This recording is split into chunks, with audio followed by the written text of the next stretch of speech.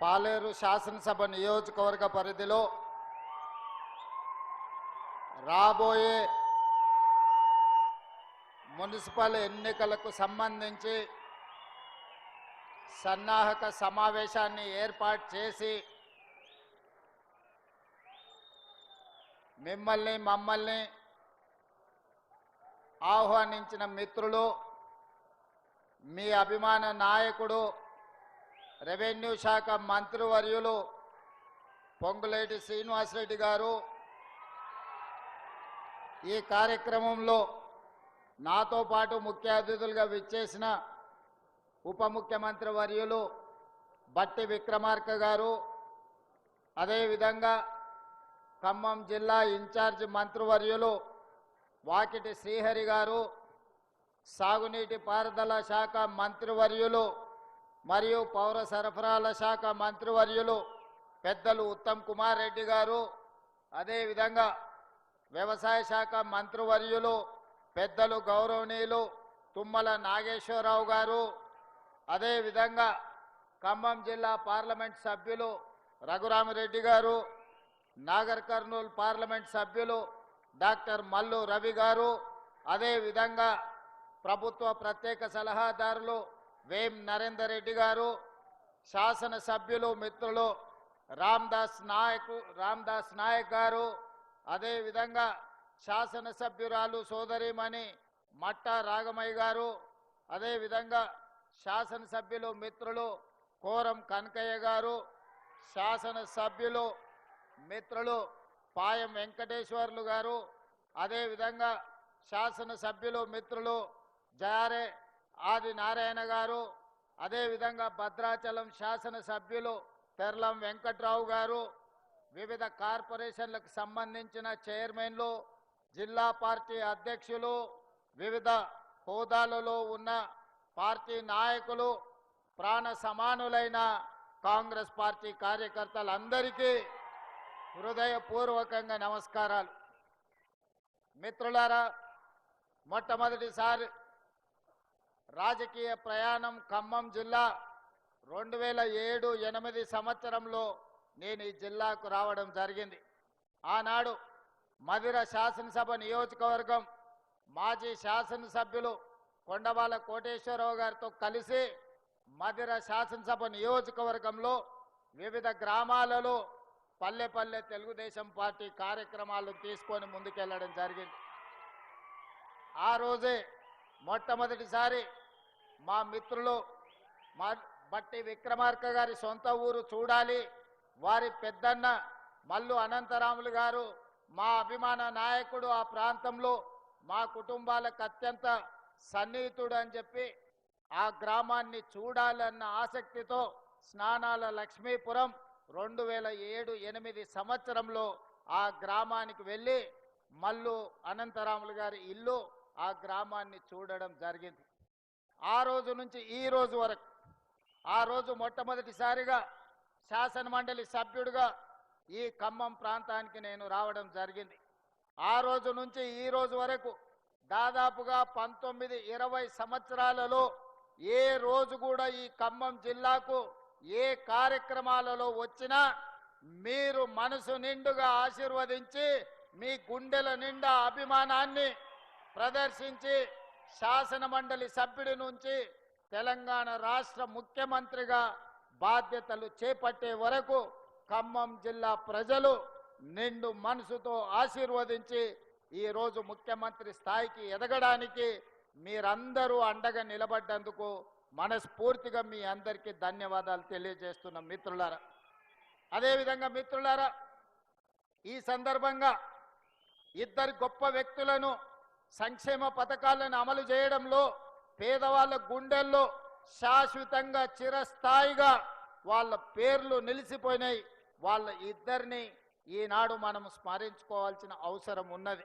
అందుకే ఈరోజు విషాదకరమైన రోజు, అన్న నందమూరి తారక రామారావు గారి వర్ధంతి.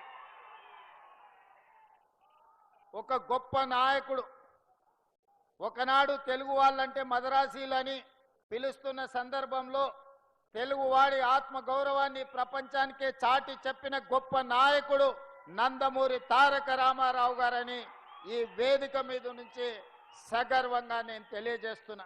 అదే కాదు, ఆనాడు పేదవాడికి పట్టెడన్నం పెట్టాలి, పేదవాడి కడుపు నింపాలి, పేదవాడి కళ్ళల్లో ఆనందం చూడాలి అని ఆనాడు 2 రూపాయలకే కిలో బియ్యం పథకాన్ని ప్రవేశపెట్టి ప్రతి పేదవాడికి తెల్లన్నం తినే అవకాశం ఆనాడు పెద్దలు తారక రామారావు గారు అవకాశం ఇచ్చారు.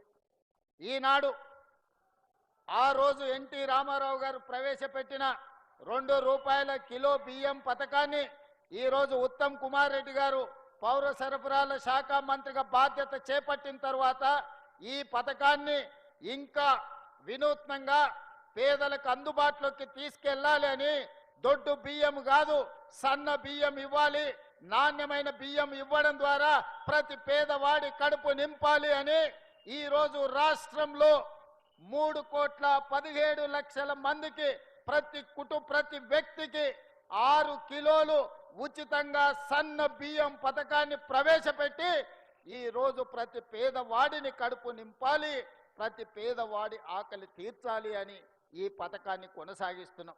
గత ప్రభుత్వంలో మీకు తెలుసు, రేషన్ కార్డు రావాలి అని అంటే ఉన్నోళ్ళు ఎవరన్నా చనిపోవాలి అనే పరిస్థితి ఉండే.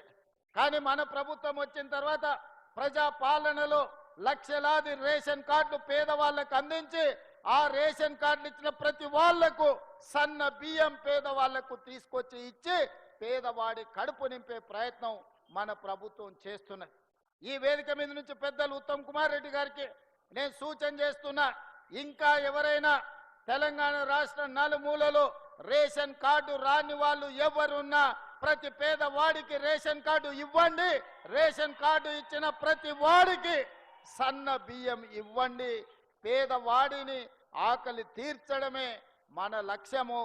ఇదే నందమూరి తారక రామారావు గారికి ఘనమైన నివాళి అని నేను ఈ సందర్భంగా చెప్తున్నా. అదేవిధంగా మిత్రులారా, ఈ తెలంగాణ రాష్ట్రంలో నందమూరి తారక రామారావు గారికి అభిమానులు ఉన్నారు, నారా చంద్రబాబు నాయుడు గారికి సహచరులు అనుచరులు ఉన్నారు. వాళ్ళందరికీ నా విజ్ఞప్తి ఒక్కటే, ఈ తెలంగాణ రాష్ట్రంలో తెలుగుదేశం ఉండొద్దని కక్ష గట్టి ఆ పార్టీ నాయకత్వాన్ని దెబ్బతీసిన చంద్రశేఖరరావును బీఆర్ఎస్ ను సమూలంగా 100 మీటర్ల గోతి తీసి పాతి పెట్టినప్పుడే బీఆర్ఎస్ వాళ్ళు గద్దెలు దిగాలి, ఊర్లలో బీఆర్ఎస్ దిమ్మలు కూలాలి. అప్పుడే నందమూరి తారక రామారావు గారికి నిజమైన నివాళులు అర్పించిన వాళ్ళం అవుతాము. ఆ విధంగా మనము ముందుకు వెళ్లాల్సిన అవసరం ఉన్నది. బీఆర్ఎస్ ను బొందబెట్టాల్సిన బాధ్యత మన అందరి మీద ఉన్నది మిత్రులారా. అదేవిధంగా రెండవ వ్యక్తి ఉచిత కరెంటును అందించిన వాడు, ప్రతి పేదవాడికి ఇందిరమ్మ ఇల్లు ఉండాలి అని 2004 సంవత్సరంలో ముఖ్యమంత్రిగా మొట్టమొదటిసారి బాధ్యత చేపట్టిన ఎల్బీ స్టేడియంలో మొదటి సంతకాన్ని రైతులకు ఉచిత కరెంటు ఇవ్వాల్సిందే. తెలంగాణ రైతాంగాన్ని ఆదుకోవాలి. కాలిపోతున్న మోటార్లు, పేలిపోతున్న ట్రాన్స్ఫార్మర్లను అన్నిటిని కూడా సరిదిద్దాలి అని ఉచిత కరెంటు మీద మొట్టమొదటి సంతకం పెట్టి ఆనాడు ఉచిత కరెంటు రైతులకు ఇవ్వడమే కాకుండా దాదాపుగా 1300 కోట్ల రూపాయల రైతుల బకాయిలను రద్దు చేయడమే కాకుండా వేలాది రైతుల మీద ఉన్న క్రిమినల్ కేసులను రద్దు చేసి మొదటి సంతకం పెట్టింది డాక్టర్ వైఎస్ రాజశేఖర్ రెడ్డి. వారి స్ఫూర్తిగా ఆనాడు 7 గంటలు ఉచిత కరెంటుతో ప్రారంభమై ఈనాడు పేదలకు రైతులకు 24 గంటల వ్యవసాయానికి ఉచిత విద్యుత్తును ఇవ్వడమే కాకుండా ఈనాడు మిత్రులు బట్టి విక్రమార్క గారి శాఖలో ప్రతి పేదవాడి ఇంటికి 200 యూనిట్లు ఉచితంగా కరెంటు ఇవ్వాలని 52 లక్షల పేదల కుటుంబానికి 200 యూనిట్లు ఉచిత కరెంటు, ఈ రోజు 30 లక్షల పంపు సెట్లకు 24 గంటల ఉచిత కరెంటును ఈ రోజు మనం అమలు చేస్తున్నాం. ఆనాడు 2004 నుంచి 2014 వరకు 10 సంవత్సరాలలో ప్రతి పేదవాడికి తండాలలో, గూడాలలో, మారుమూల పల్లెల్లో ఇందిరమ్మ ఇండ్లు కట్టాలి, పేదవాడి ఆత్మ గౌరవాన్ని నిలబెట్టాలని 25 లక్షల ఇండ్లను ఆనాడు డాక్టర్ వైఎస్ రాజశేఖర రెడ్డి గారు యూపీఏ ప్రభుత్వంలో సోనియా గాంధీ గారు పేదలకు ఇల్లు ఇచ్చారు. మరి తెలంగాణ వచ్చిన 10 సంవత్సరాలలో డబుల్ బెడ్రూమ్ ఇండ్లు అని మనల్ని ఊరిచ్చిండు. మీకెవరికైనా డబుల్ బెడ్రూమ్ ఇల్లు ఇచ్చిండా అని నేను అడుగుతున్నా. ఎవరికైనా వచ్చిందా? ఎవరైనా డబుల్ బెడ్రూమ్ ఇల్లు కట్టుకున్నారా? కానీ ప్రజాపాలన కాంగ్రెస్ పార్టీ అధికారంలోకి వచ్చిన మరుక్షణం మీ అభిమాన నాయకుడు పొంగులేటి శ్రీనివాసరెడ్డి గారి శాఖలో గృహ నిర్మాణ శాఖను పునరుద్ధరించి ఆనాటి ప్రభుత్వం రద్దు చేస్తే బీఆర్ఎస్ వాళ్ళు పేదోడి మీద కుట్ర చేసి పేదవాడికి ఇల్లు ఉండొద్దు, పేదవాడు ఎప్పుడు అడుక్క తినేటట్లనే ఉండాలి, వాళ్ళ మోచేతి నీళ్లు తాగాలి అన్నట్టుగా వ్యవహరిస్తే మీ అభిమాన నాయకుడు పొంగులేటి శ్రీనివాసరెడ్డి గారు గృహ నిర్మాణ శాఖ మంత్రిగా బాధ్యతలు చేపట్టి ఈరోజు మొదటి సంవత్సరంలోనే పేదవాళ్లకు ఇందిరమ్మ ఇల్లు ఇవ్వాలని 4.5 లక్షల ఇండ్లు, ప్రతి నియోజకవర్గానికి 3,500 ఇందిరమ్మ ఇండ్లు, ప్రతి పేదవాడికి ఇల్లు అనుమతి వస్తే 5 లక్షల రూపాయలు ఉచితంగా ఇవ్వాలని ఆ పథకాన్ని మీ జిల్లాలోనే, ఖమ్మం జిల్లాలోనే భద్రాద్రి రాముల వారి సాక్షిగా మనం ఆ పథకాన్ని ప్రవేశపెట్టుకున్నాం. గృహ ప్రవేశాలు కూడా మళ్ళీ ఇక్కడనే వచ్చినాం. సన్న బియ్యం ఈ పథకాన్ని ఒక గిరిజనుడు ఇంట్లో నేనే స్వయంగా ఖమ్మం వచ్చి ఏ బియ్యం అయితే మనం ఉచితంగా ఇస్తున్నామో ఆ బియ్యంతోనే వండి వడ్డిస్తే ఆ బియ్యంతోనే అన్నం ఈ ఖమ్మం జిల్లాలోనే నేను తిన్నా. ఈరోజు ఈ ఖమ్మం జిల్లాలో ఇచ్చిన ఇందిరమ్మ ఇండ్ల గృహ ప్రవేశానికి పేదవాళ్ళ కళ్ళల్లో ఆనందం చూడడానికి వచ్చి మొదటి సంవత్సరంలోనే 4.5 లక్షల ఇండ్లు పేదవాళ్లకు అందుబాటులోకి తీసుకొచ్చినాం. మళ్ళీ ఏప్రిల్ తర్వాత 2వ విడత కూడా పేదవాళ్లకు ఇందిరమ్మ ఇండ్లు ఇచ్చే బాధ్యత, ముఖ్యంగా పట్టణ ప్రాంతాలలో ఉన్న పేదలకు కూడా ఇండ్లు ఇచ్చే బాధ్యత కాంగ్రెస్ పార్టీ తీసుకుంటుంది. వాస్తవంగా 10 సంవత్సరాలు చంద్రశేఖరరావు గారి చేతికి 20 లక్షల కోట్ల రూపాయలు వచ్చినాయి. 20 లక్షల కోట్ల రూపాయలు ఎక్కడికి పోయినావో నాకు తెలియదు. కానీ ఒకవేళ ఆనాటి ప్రభుత్వం సంవత్సరానికి 2 లక్షల ఇండ్లు కట్టున్నా 10 ఏళ్లలో 20 లక్షల ఇందిరమ్మ ఇండ్లు పేదవాళ్లకు కట్టించి ఉండే అవకాశం ఉండే. డబుల్ బెడ్రూమ్ ఇండ్ల పేరు మీద పేదల్ని దగా చేసిండు తప్ప ఏ ఒక్కరికి కూడా ఇల్లు ఇవ్వలే.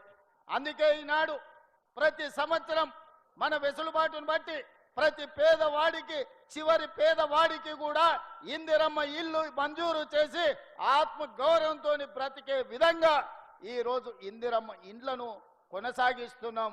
రాజశేఖర రెడ్డి గారు ప్రవేశపెట్టిన ఇందిరమ్మ ఇండ్ల పథకాన్ని ఈనాడు మన ప్రభుత్వం కొనసాగిస్తుంది.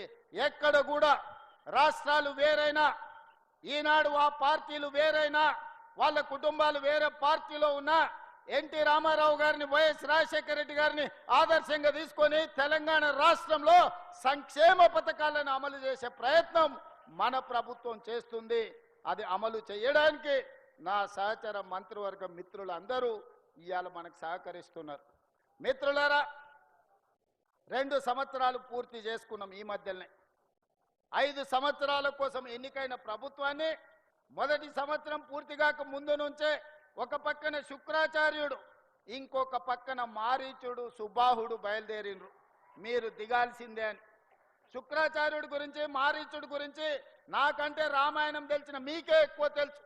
ఆనాడు పురాణాలలో దేవతలు యజ్ఞాలు యాగాలు చేస్తుంటే వాటిని భగ్నం చెయ్యాలి, సామాన్య ప్రజలకు మేలు కోసం ఆనాడు దేవతలు యాగాలు చేస్తుంటే పేదలకు మేలు జరగొద్దు అని ఆ యాగాలను భగ్నం చేసే పని మీద రాక్షసుల కులగురువు, బ్రహ్మ రాక్షసుల కులగురువు బకాసురుడు లాంటి వాళ్ళను, మారీచుడు లాంటి వాళ్ళను, రావణాసురుడు లాంటి వాళ్ళకు కులగురువు ఎవడంటే శుక్రాచార్యుడు. భూ బకాసురులకు, ఈరోజు భూ కబ్జాదారులకు, ఈరోజు హత్యలు చేసేటోళ్లకు, ఆక్రమించుకునేటోళ్లకు అధికారాన్ని అడ్డం పెట్టుకొని తెలంగాణ రాష్ట్రాన్ని దోసుకునేటోళ్ళకు కూడా ఒక శుక్రాచార్యుడు రాక్షస కులగురువు ఉన్నాడు. ఎక్కడున్నాడా? ఎర్రవల్లి ఫామ్ హౌజ్లో ఉన్నాడు. ఎర్రవల్లి ఫామ్ హౌజ్లో ఉండి పన్నాగాలు పన్నుతుంటాడు. శకుని మామ పన్నినట్టు పన్నాగాలు పన్నుతుంటాడు. దుర్యోధన వంశాన్ని ఎంబడి పెట్టుకొని ఏదో రకంగా ఈ రోజు కుట్రల కుతంత్రాలతోని ప్రజా పాలనను పేదల ప్రభుత్వాన్ని పడగొట్టాలని ఆలోచన.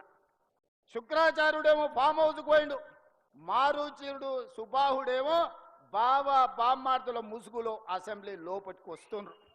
ఇవాళ మారీచుడు మీకు తెలుసు, మారీచుడే మాయ జింక రూపంలో సీతను ఎత్తుకపోవడానికి రావణాసురుడికి సహకరిస్తే చివరికి మారీచుడి సావు రాముడి చేతిలోనే తప్పలేదు. అట్లనే ఈనాడు ఈ ప్రభుత్వాన్ని బట్టగాల్చి మీదెయ్యాలి, ఈ ప్రభుత్వాన్ని బదనాము చెయ్యాలి అని అడ్డగోలుగా ప్రచారాలు ఈరోజు చేసే ప్రయత్నము మారీచుడు సుబాహుడు చేస్తున్నారు. ఆనాడు మాయలేడి రూపంలో వస్తే ఈనాడు సోషల్ మీడియా రూపంలో వస్తున్నారు. లేని అవాకులు చవాకుల మంత్రముల మీద ఈరోజు ప్రచారాలు చేస్తున్నారు, ప్రత్యక్షంగా పరోక్షంగా. ఈనాడు టెండర్ల గురించి కొన్ని పత్రికలు రాస్తున్నాయి. సింగరేణిలో కొంత కుంభకోణం జరిగింది, బొగ్గంత మాయమైందని. నేను ఆ పత్రికలకు, ఆ టీవీలకు, ఆ సోషల్ మీడియా వాళ్లకు, ఆ రాజకీయ పార్టీ నాయకులకు నేను చెప్పదలుచుకున్నా, ఈ ప్రభుత్వంలో అవకతవకలకు తావు లేదు. అనవసరమైన ప్రచారాన్ని, తప్పుడు ప్రచారాన్ని కల్పించడం ద్వారా అపోహలు కల్పించి మళ్ళీ శుక్రాచార్యుడు మారీచుడు సుబాహుడు బలపడడానికి మీరు ప్రత్యక్షంగానో పరోక్షంగానో సహకారం చేస్తున్నారు. మీకు మీడియా పంచాయతీలుంటే తలుపు మూసుకొని కొట్టుకోండి, లేకపోతే ఒకరి మీద ఒకరు బురద జల్లుకోండి. అందులో మమ్మల్ని లాగి ఆంబోతులు కొట్లాడితేనంట లేగదూడల కాళ్ళు ఇరిగినాయంట.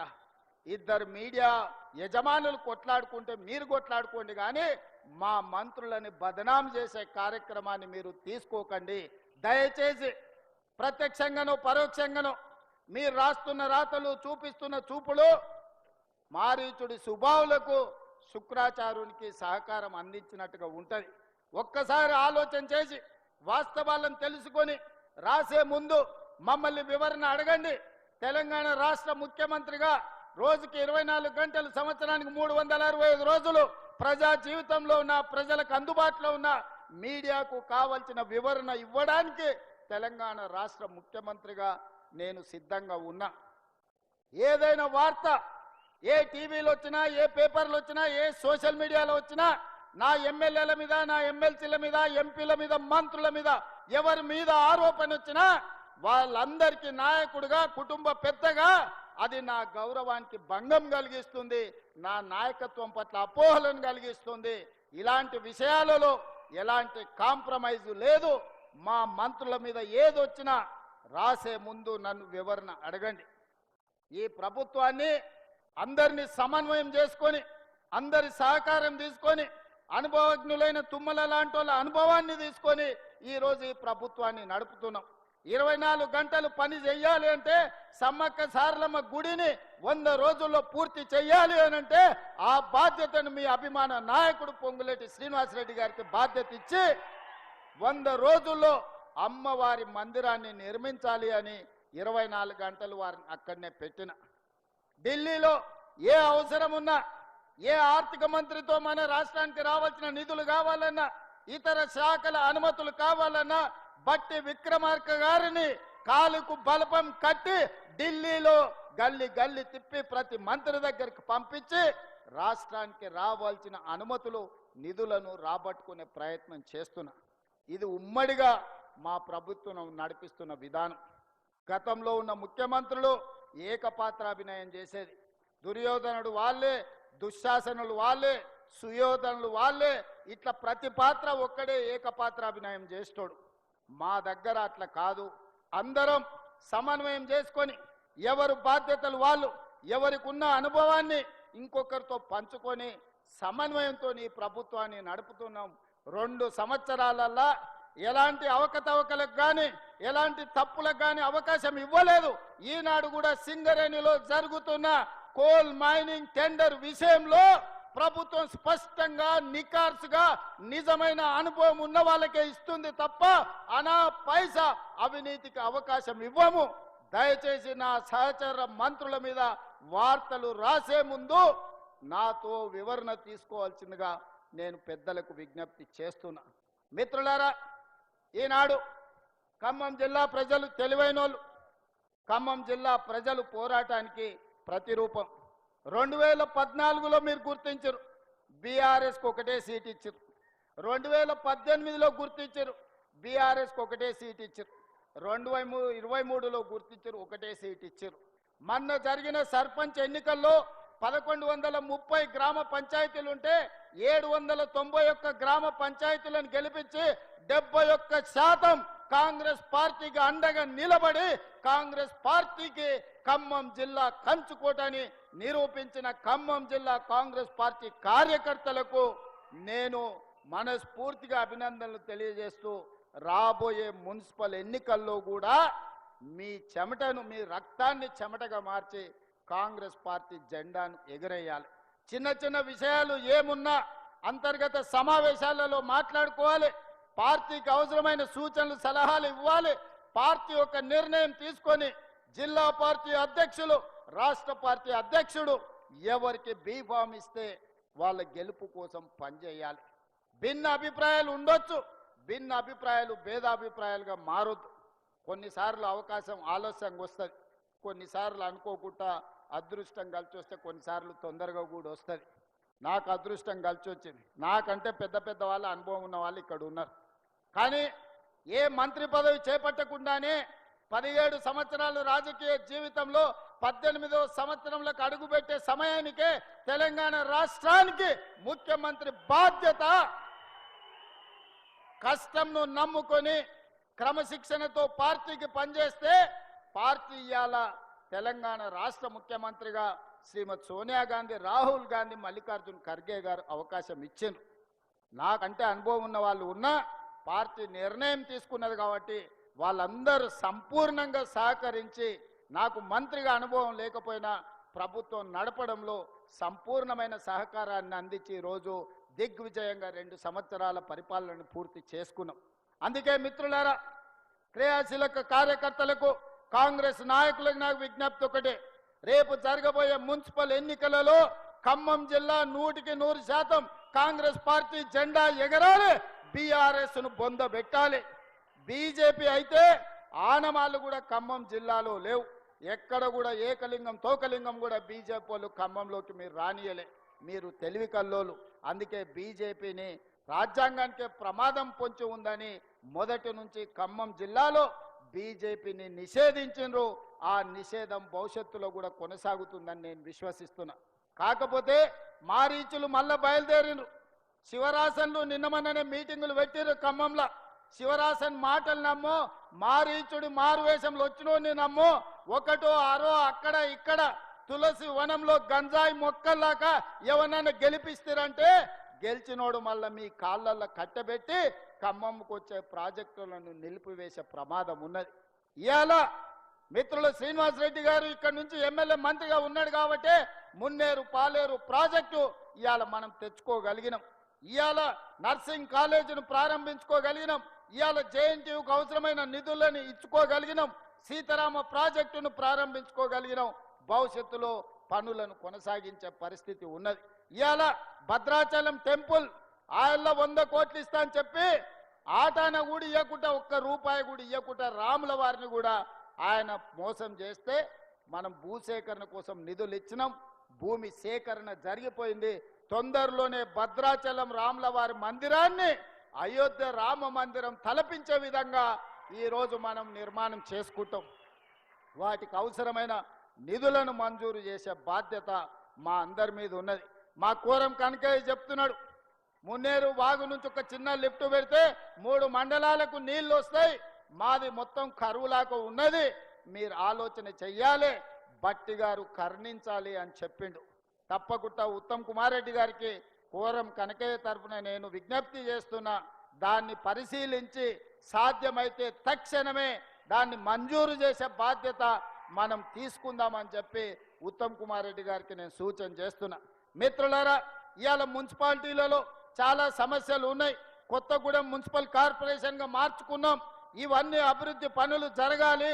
పేదవాడికి రేషన్ కార్డు రావాలి, పేదవాడు సన్న బియ్యం తినాలి, పేదవాడు ఇందిరమ్మ ఇల్లు కట్టుకోవాలి.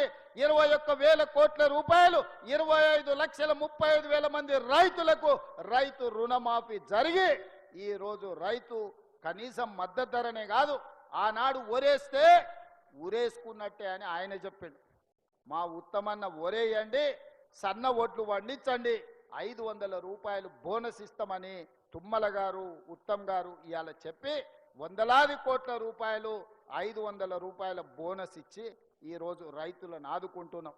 ఈ విధంగా తెలంగాణ రాష్ట్రంలో ఒక మంచి పరిపాలన జరుగుతుంది. నిరుద్యోగ యువకులకు ఈ 2 సంవత్సరాలలో 70,000 ప్రభుత్వ ఉద్యోగ నియామక పత్రాలు అందించి ఆ 70,000 నిరుద్యోగ యువకులే కాదు వాళ్ళ తల్లిదండ్రుల కళ్ళల్లో ఆనందాన్ని, తమ పిల్లలు సాధించిన విజయాన్ని ఆ కళ్ళల్లో చూసి ఆ ఆనందంలో మేము భాగస్వాములమైనం. 13 సార్లు నియామక పత్రాలు ఎల్బీ స్టేడియంలో, రవీంద్ర భారతిలో, శిల్పారామంలో నియామక పత్రాలు అందుకుంటున్న వాళ్ళనే కాదు వాళ్ళ తల్లిదండ్రులను, వాళ్ళ కుటుంబ సభ్యులను కూడా పిలిచి వాళ్ళతో పంచభక్ష ప్రమాణాలతో భోజనం పెట్టి ప్రభుత్వ నియామక పత్రాలు ఈరోజు మనం అందించడం జరిగింది. అందుకే మిత్రులారా, మహిళలు నాకు ప్రత్యేకమైన అభిమానం. ఆడబిడ్డ చేతుల నగదు ఉంటేనే ఆ సంసారం బాగుంటుంది. ఎప్పుడైతే ఆడబిడ్డ చేతిలో ఇంటి పెత్తనం ఉంటుందో ఆ ఇల్లు బాగుంటుంది. వెనకటికి పెద్దలు చెప్పారు, ఇల్లును చూడు ఇల్లాలను చూడని. ఇంటి ముందల అలికి ముగ్గులేసిన ఇల్లు సుఖ సంతోషాలతో ఉంటుంది. ఏ ఇంటి ముందలైతే సంతోషం లేదో ఆ కుటుంబంలో ఆడవాళ్ళ చేతిలో పెత్తనం లేదు. ఆడబిడ్డ చేతిలో నగదు ఉంటే పిల్లల చదువులకు, పండుగ పూట బట్టలకు ఉపయోగపడుతుంది. ఇంటాయన చేతిలో నగదు ఉంటే సాయంత్రం పూట చక్కగా పోయి బెల్ట్ షాపులు ఇచ్చొస్తాడు. అంతేనా? మా అక్కలు చెప్పాలి. అందుకే మన ప్రభుత్వం ఏర్పడ్డ తర్వాత ఈరోజు రాష్ట్రంలో దాదాపుగా 7,000, 8,000 ప్రతి నెల 350 కోట్లు బట్టి విక్రమార్క గారు ఈ 25 నెలల్లో ఆర్టీసీలో ఆడబిడ్డల ఉచిత ప్రయాణానికి ఆర్టీసీ కార్పొరేషన్ కు 1,000 కోట్ల రూపాయలు చెల్లించి ఆడబిడ్డలకు ఆర్టీసీ బస్సుల్లో ఉచిత ప్రయాణం ఇచ్చినాం. ఇక్కడ మా అక్కలు ఉంటే నేను అడగదలుచుకున్నా, లేదా టీవీ చూసా మా అక్కల్ని అడుగుతున్నా. ఈ ప్రభుత్వం వచ్చిన తర్వాత ఇందిరమ్మ రాజ్యంలో ఏ బస్సు అయినా ఎక్కండి, ఎక్కడికైనా వెళ్ళండి, అమ్మవారి దర్శనానికి వెళ్తారా, భద్రాద్రి రాముల వారి దర్శనానికి వెళ్తారా, యాదగిరిగుట్ట లక్ష్మీ నరసింహస్వామి దర్శనం చేసుకుంటారా, లేకపోతే అమ్మగారింటికి పోయి అమ్మను బలకరించి వస్తారా?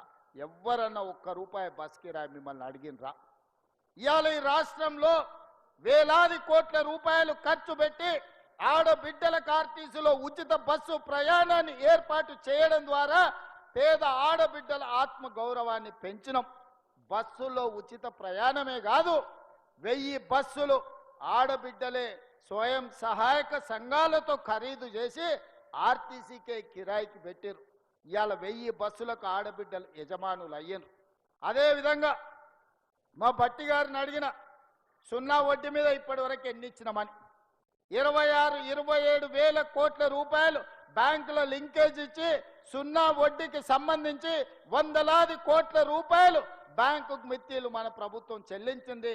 రేపు 19 తారీఖు లోపల మిగిలిన 0 వడ్డీకి సంబంధించిన ఆడబిడ్డలకు మేలు జరగడానికి రాష్ట్ర ప్రభుత్వం 2 రోజుల్లోనే బ్యాంకులకు సంబంధించిన మొత్తం నగదు బదిలీ చేసి ఆడబిడ్డలకు వడ్డీ లేని భారాన్ని తగ్గిస్తున్నాం ఇవాళ. అందుకే ఇవాళ ఈ రాష్ట్రంలో ఒక పక్కన నిరుద్యోగ యువకులు, ఇంకొక పక్కన విద్యార్థులు. ఆనాడు భోజనం లేదు, ఇవాళ వాళ్ళకు భోజనం ఛార్జెస్ బట్టి గారు 40% పెంచారు. కాస్మెటిక్ ఛార్జెస్ 200% పెంచారు.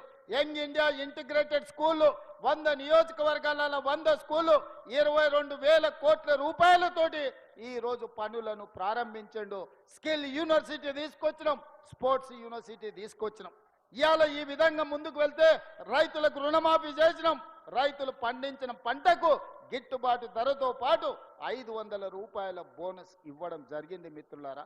ఈ విధంగా ప్రతి వర్గానికి, ప్రతి సామాజిక వర్గానికి, ఆదివాసులు కావచ్చు, లంబాడాలు కావచ్చు, తండాలు కావచ్చు, గూడాలు కావచ్చు, మారుమూల పల్లెలు కావచ్చు, బీసీ కాలనీలు కావచ్చు, 40 సంవత్సరాల నుంచి ఒక రావణ కాష్టంగా మండుతున్న కేటగరైజేషన్, ఎస్సీ మాదిగ మాల కులాల వర్గీకరణను ఈ రోజు దేశంలోనే పరిష్కరించిన మొదటి రాష్ట్రం తెలంగాణ రాష్ట్రం. 100 ఏళ్ల నుంచి గొర్రెలకు బర్రెలకు చేపలకు కూడా లెక్క ఉంది, కానీ మా బీసీ సోదరుల లెక్క ఈ దేశంలో లేదు. ఆనాడు తెల్లోడు ఉన్నప్పుడు లెక్కలు కట్టిండు, మళ్ళా 100 ఏళ్ల వరకు ఎవరు కట్టలే. కానీ మన ప్రభుత్వం వచ్చిన తర్వాత మిత్రులు బట్టి విక్రమార్క గారి నేతృత్వంలో జనగణన కులగణన చేసి తెలంగాణ రాష్ట్రంలో ఏ కులం వాళ్ళు ఎంతమంది ఉన్నారు, ఉప కులాల వాళ్ళు ఎంతమంది ఉన్నారని లెక్కలు తేల్చి ఆ దామాషా ప్రకారమే ఈనాడు రాజకీయ అవకాశాలు నిధుల కేటాయింపులు మనం చేస్తున్నాం. మనం చేసిన కార్యక్రమం వల్ల నరేంద్ర మోడీ గారి మీద ఒత్తిడి పెరిగి ఇప్పటి నుంచి ఈ దేశంలో జరగబోయే జనగణనలో కులగణన చేయాల్సిన తప్పని పరిస్థితి మోడీ గారి మెడలు వంచి చేసిన ప్రభుత్వం తెలంగాణ ప్రభుత్వం, మన ప్రభుత్వం. 2 ఏళ్లలోనే ఇన్ని విజయాలు సాధించడం, సామాజిక సమస్యలను పరిష్కరించడం, సంక్షేమ పథకాలను అమలు చేసినాం, రాష్ట్రాన్ని అభివృద్ధి పదం వైపు నడిపించడానికి ఈరోజు భారత్ ఫ్యూచర్ సిటీని నిర్మించుకుంటున్నాం, మెట్రో రైలు విస్తరణ చేసుకుంటున్నాం, మూసీ రివర్ డెవలప్మెంట్ అథారిటీని ఈరోజు మనం నిర్మాణాలు చేసుకుంటున్నాం, రీజనల్ రింగ్ రోడ్డు నిర్మించుకోబోతున్నాం, రేడియల్ రోడ్స్ను నిర్మించుకోబోతున్నాం, మచిలీపట్నం పోర్టుకు రోడ్డు వేసుకోబోతున్నాం, బెంగళూరుకు గ్రీన్ ఫీల్డ్ హైవే ఈరోజు నిర్మించుకోబోతున్నాం, అమరావతి పట్టణ అమరావతి నగరానికి ఆంధ్రప్రదేశ్ క్యాపిటల్ సిటీకి మనం రోడ్లు వేసుకోబోతున్నాం. ఇవన్నీ కూడా 2 ఏళ్లలోనే ఒక్కొక్క సమస్యను పరిష్కరించుకుంటూ ప్రణాళికబద్ధంగా భవిష్యత్ కార్యాచరణ తీసుకొని మనం ముందుకు వెళ్తున్నాం. 2034కు $1 ట్రిలియన్ ఎకానమీ, 2047కు $3 ట్రిలియన్ ఎకానమీ, దేశంలో 10% ఆర్థిక వ్యవస్థను తెలంగాణ రాష్ట్రంలో సృష్టించడానికి ఈనాడు మన మంత్రివర్గం అంతా ప్రయత్నం చేస్తుంది. అందుకే మిత్రులారా, ఇవన్నీ ప్రజలకు చెప్పండి, ఇవన్నీ రాష్ట్రంలో ఉండే వాళ్లకు వివరించండి. వాడో వీడో వస్తున్నాం అని ఏడికి రాడు, వచ్చేటోనికి ఇరిగింది ఫామ్ హౌస్లో వండుకున్నాడు, ఇంక వచ్చేటోడు ఎవరు లేడు, లేచేటోడు లేడు, లేచి నిలబట్టోడు లేడు, వచ్చేటోడు చెప్తే నమ్మేటోడు లేదు. 94 నుంచి 2004 వరకు తెలుగుదేశం పార్టీ అధికారంలో ఉంది. 2004 నుంచి 2014 వరకు 10 ఏళ్ళు కాంగ్రెస్ పార్టీ అధికారంలో ఉంది. 2014 నుంచి 2023 వరకు 10 ఏళ్ళు బీఆర్ఎస్ అధికారంలో ఉంది. 2023 నుంచి 2034 వరకు మనమే అధికారంలో ఉంటాం. చరిత్ర పునరావృతం అవుతుంది. నేను చెప్పింది జరగకుండా ఉన్నది ఒక్కటి లేదు. ఈ రోజు ఈ ఖమ్మం జిల్లా నుంచి రాములవారి సాక్షిగా నేను చెప్పదలుచుకున్నా, ఆనాడు 10 ఏళ్ళు తెలుగుదేశం, మళ్ళీ 10 ఏళ్ళు కాంగ్రెస్, ఆ తర్వాత 10 ఏళ్ళు బీఆర్ఎస్, ఈ 10 ఏళ్ళు మనది పేదల ప్రభుత్వం, ఇందిరమ్మ రాజ్యం ఉంటుంది. ఆ 10 ఏళ్లలో దేశంలోనే నెంబర్ 1 రాష్ట్రంగా తెలంగాణ రాష్ట్రాన్ని తీర్చిదిద్దుతాం.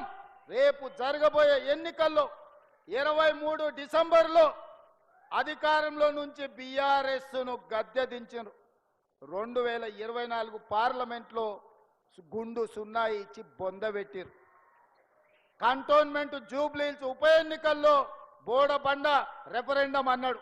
రెఫరెండం అన్న బోడబండల్నే బండ కింద పాతి పెట్టిండ్రు బీఆర్ఎస్ను, మీరందరూ చూసారు.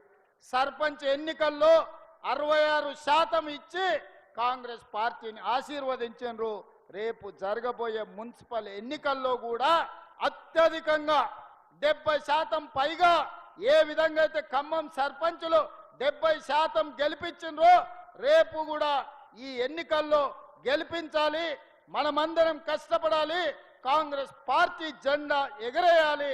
దీనికి మీరందరు సిద్ధమే కదా? సిద్ధమేనా? సిద్ధం అన్నోళ్ళందరూ చేయి పైకెత్తండి. జై కాంగ్రెస్, జై కాంగ్రెస్. ధన్యవాదాలు మిత్రులారా.